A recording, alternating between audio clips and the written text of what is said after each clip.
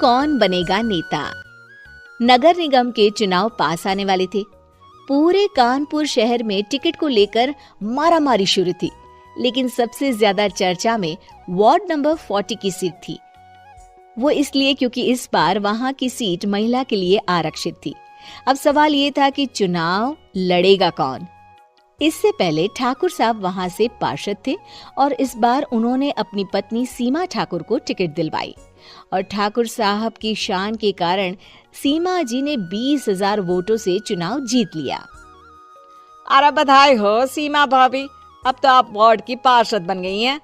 अब तो हमारे काम आप ही करवाएंगी। अरे ये तो सिर्फ नाम की पार्षद बनी है, वो तो महिला सीट आ गई, वरना पार्षद तो मुझे ही बनना था।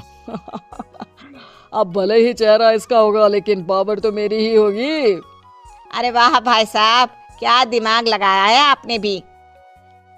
आइए आप लोग, खाना लगा दिया है सबके लिए। सीमा जी पार्षद बन चुकी थी, फिर भी उनकी एक ना चलती। सारे काम ठाकुर साहब खुद ही संभाल लेते और जहां जरूरत पड़ती वहां सीमा जी का अंगूठा लगवा लेते। सीमा जी ज्यादा पढ़ी लिखी भी नहीं थी। एक दिन ठाकुर साहब और सीमा एक प्रोग्राम में जाते हैं। अरे ठाकुर साहब, आप आ गए। ओहो, पार्षद मैडम भी आ गई हैं। स्वागत है आप दोनों का। लगता है हमारे पार्षद फंड का सही इस्तेमाल हो रहा है। चलिए अब उद्घाटन करते हैं। ये लीजिए ठाकुर साहब कैची, आप ही सबसे पहले प्रवेश कीजिए। सब लोग आगे निकल जाते हैं और सीमा जी पार्षद होने के बावजूद भी पीछे खड़ी रह जाती हैं। वो देखती हैं कि वेलकम बोर्ड पर उनका नाम है, लेकिन महिला होने के कारण कोई उनका सम्मान नहीं कर रहा। अगले दिन एक आदमी उनके घर आता है।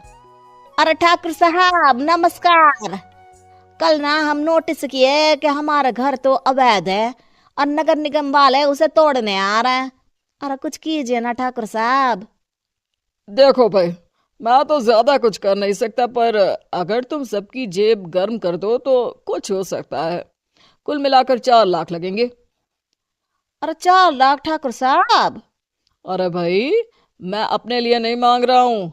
दरोगा है, इंजीनियर बाबू है, बड़े साहब है, सबको देना पड़ता है ना थोड़ा थोड़ा। बोलो है मंजूर?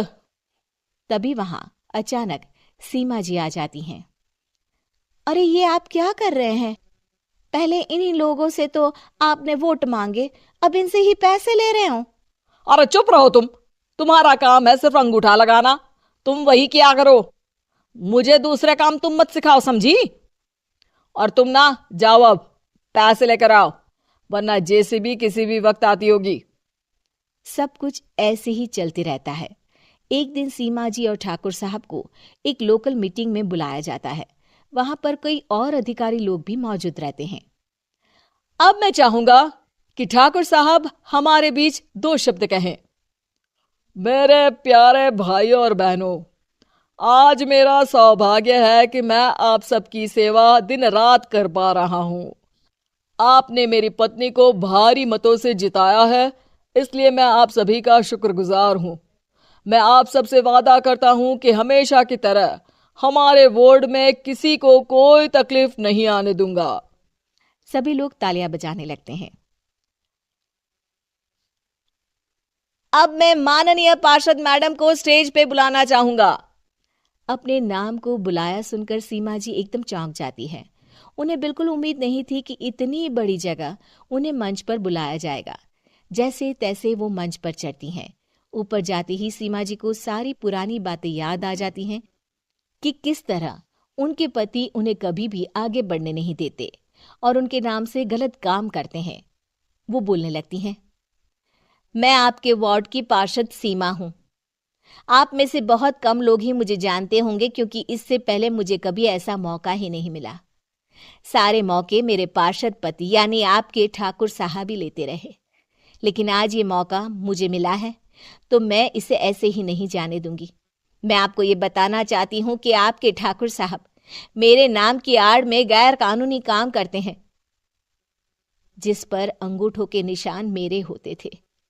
इसीलिए मैं अपनी गलती मानती हूँ और आज अपने पद से इस्तीफा देती हूँ, ताकि आगे से कोई गलत काम ना हो पाए। अब फैसला आप सबके हाथ में है कि आप हमें क्या सजा देना चाहते हैं। सीमा जी की बातें सुनकर ठाकुर साहब के चेहरे का रंग उड़ जाता है और वो शर्म से मुंह नीचा करके वहां से चले जाते हैं और पद से इस्तीफा देकर ही सही सीमा जी अपने आप में आत्मविश्वास महसूस करती हैं।